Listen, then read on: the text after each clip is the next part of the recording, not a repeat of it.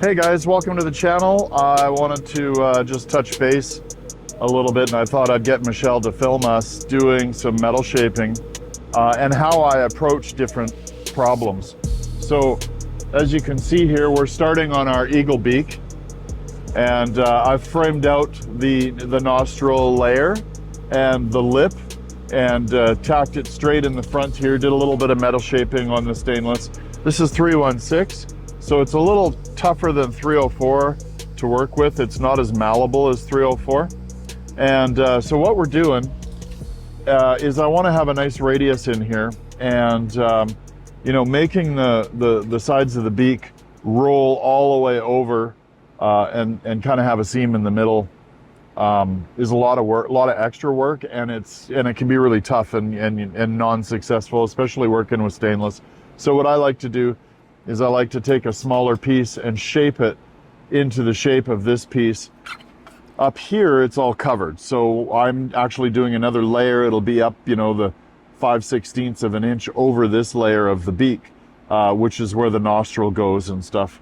And so what I'm doing is I'm just gonna show you some of the tricks I use for just getting some basic shape. Now you could use a plenishing hammer, and I still might use a plenishing hammer a little bit and then have to polish this off. Once I weld this, I'll TIG weld it, and then I'll probably do a little bit of hand plenishing on the weld before I grind it off. Try to get a nice fit and a nice smooth look to it. This is a critical part on the front of the beak, so it's a really important part for me to do a good job. But what I'm doing is I got just a radius. I could probably use a little smaller one for this, but I don't have a smaller one. But I'm gonna start by using the rubber to raise the center of this piece. So I've put a bit of a curve on it to follow the shape of the beak. It's a little too much, but that's okay. It'll straighten out as I radius this. But I don't like, if you look here, it's curved, but if you look here, it's flat. So what I want to do is I just want to raise the center of this up a little bit. Now the nice thing about working with a domed die like this and a rubber hammer is when you strike the hammer hits the dome and follows the shape of the dome because it's rubber. And then it'll do the same when you're striking the metal on it. So the metal really has no place to go. As the rubber deforms, it's going to push the metal around the die. And that's just what we're doing here. I'm not trying to get anything perfect. I'm just trying to raise up the center a little bit.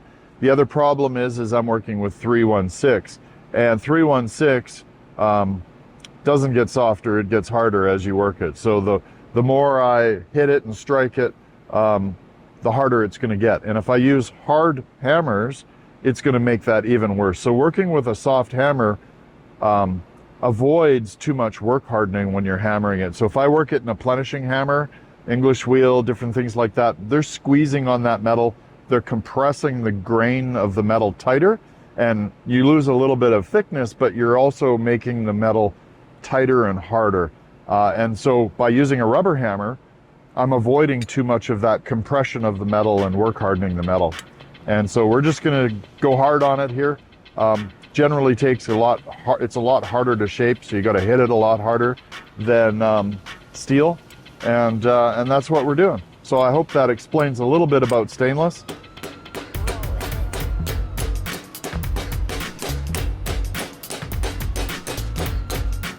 Now you can see how it's almost like a little W. I don't know if you can see that in the camera, but it is starting to raise right in the middle, and that's what we want.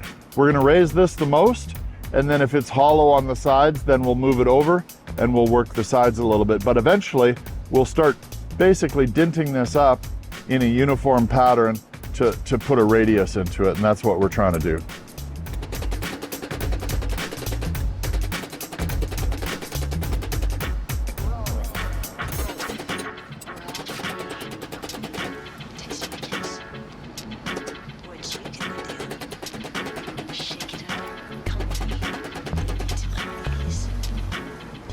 We're going to go over to the aluminum table. So I don't want to strike it on steel because you're contaminating. So I use the aluminum table for all my stainless work.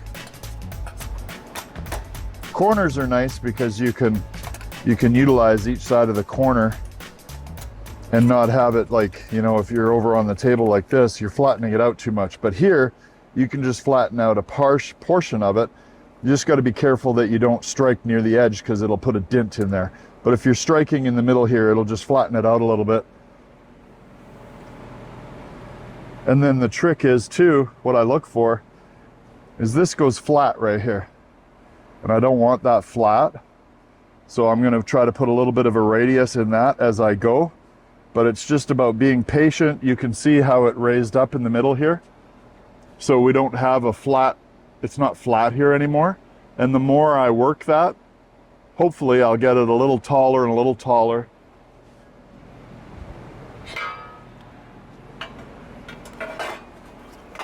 So when I put it in here, it'll start, and then I'll be clamping it up to here, which will also help form it up.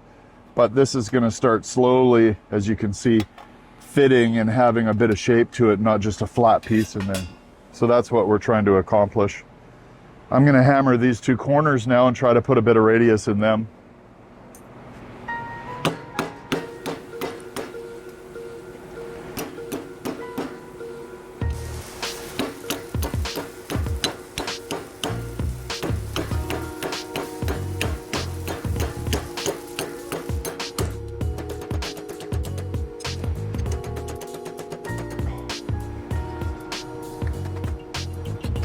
And we're just going back and forth, back and forth.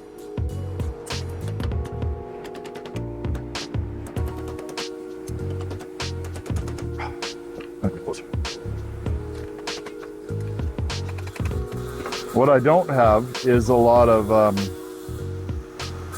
tooling that I had in Canada. So we're gonna work on getting some more dies and more tooling and building up dies and tooling for our tools as well. So the plenishing hammer, the bead roller, we're gonna stock up on dies. I'd like to have, about 25 sets of dies for each machine.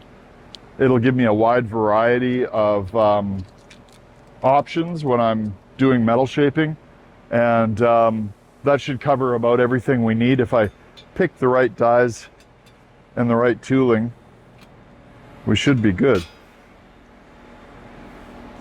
Now,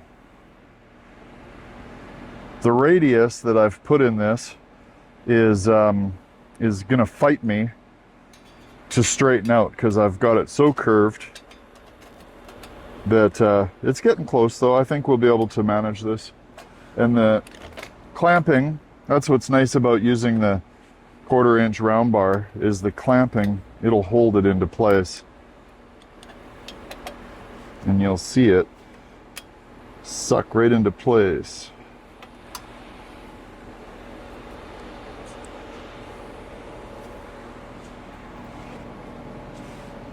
What I don't have is, I think I need the longer clamps. Yeah, that's looking good.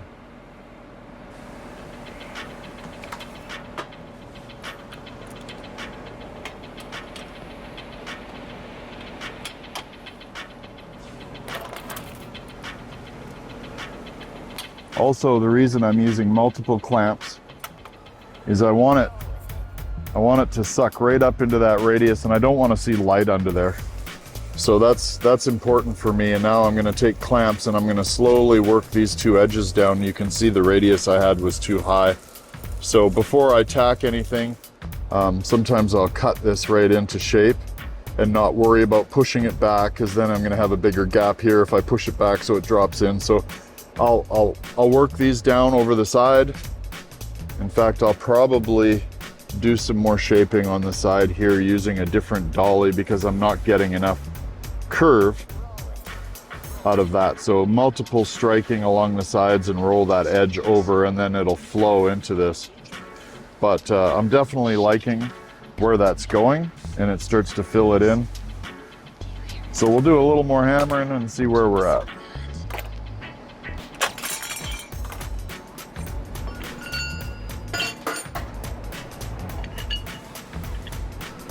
The edge is a little harder to shape, and I only want to shape the edge down a little bit to flow into that piece. Rolling this edge is going to straighten this out a little bit, which is what I need. And it's also a tighter radius here, and I need a little bit tighter radius as this flows into the beak. So we're going to use a little harder hammer because the rubber hammer won't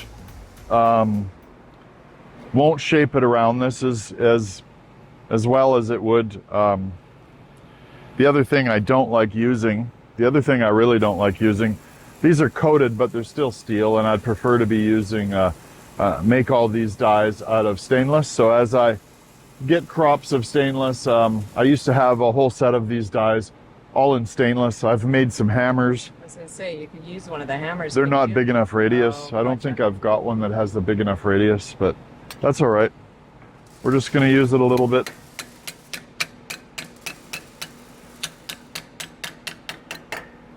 And you can see how it rolls that edge over right away.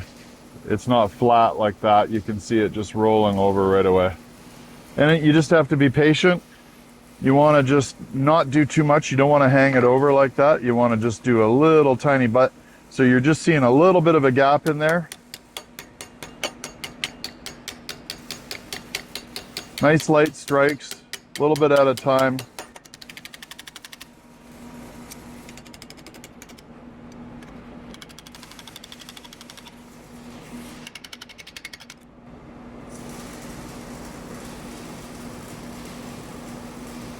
Now you can really start to see it taking shape. So if you look down it, you can see how the whole thing is starting to form. Now I really wish I had a couple of smaller radiuses. If I had a smaller radius here, which I'll end up getting, it would really help me, and I could just follow that radius and just do that curve all the way down here a little bit. But with this, I mean, you can do it on the end here, but you'll start putting dints in here, and same with this edge right here. This is what happens when you have cheap dies. These are just Chinese offshore dies. This has a pronounced ring around it on both ends. You can see that ring. That shouldn't be there. This should just transition into a nice round. But if I go and grind that, then I'm into bare metal. And when I make my stainless ones, I'll make sure it doesn't have that. But this is actually going to put a line in your work. If you strike over top of that, now you're putting like a seam in it, and it's not a nice soft radius. And it's just because it's a cheap offshore die. So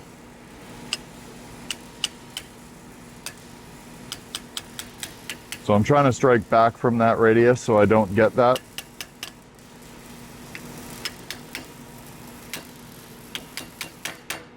Which makes it a little harder to work with.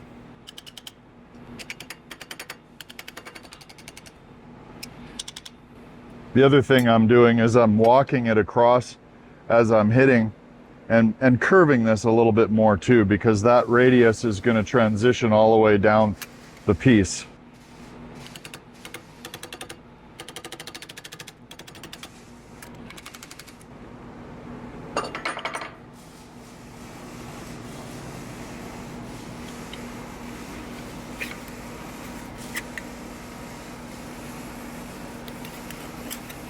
It's definitely fighting me a little bit here.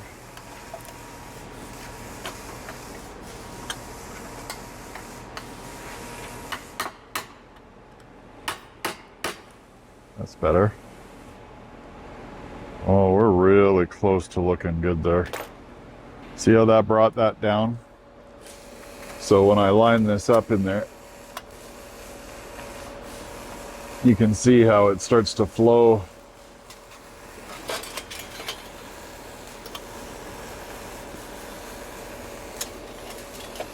Back a bit. A little bit of too much curve. I think I'll be able to plenish all that into shape now. Very, very good. Oop. I think that's going to work. Another little trick to watch out for when you're clamping, if you clamp too far, depending on how you're clamping, you could push this up into your material away from where you need to be clamping. If I clamped back here, this could push up on the bottom here and cause a dent as I clamp. So you got to be careful. Just think about little things like that when you're putting it together.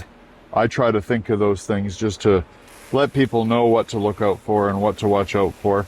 So you can see, if you see here, I'm clamping it and it's going crooked. So this one needs to go that way a little bit. So I'll let it go. I'll push it over a little bit, reclamp it, and then it comes back straight. So what I'm looking for is that this point flows down with the weld. When I get it all clamped down, see, it starts to push over that way. So that's just a matter of adjusting. I'm going to put a longer clamp right here and here to push this section down and flatten it out where it needs to be, and just keep working it until I'm really happy before I do any tacking.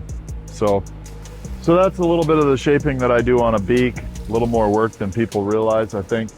And I hope that helps in your future projects.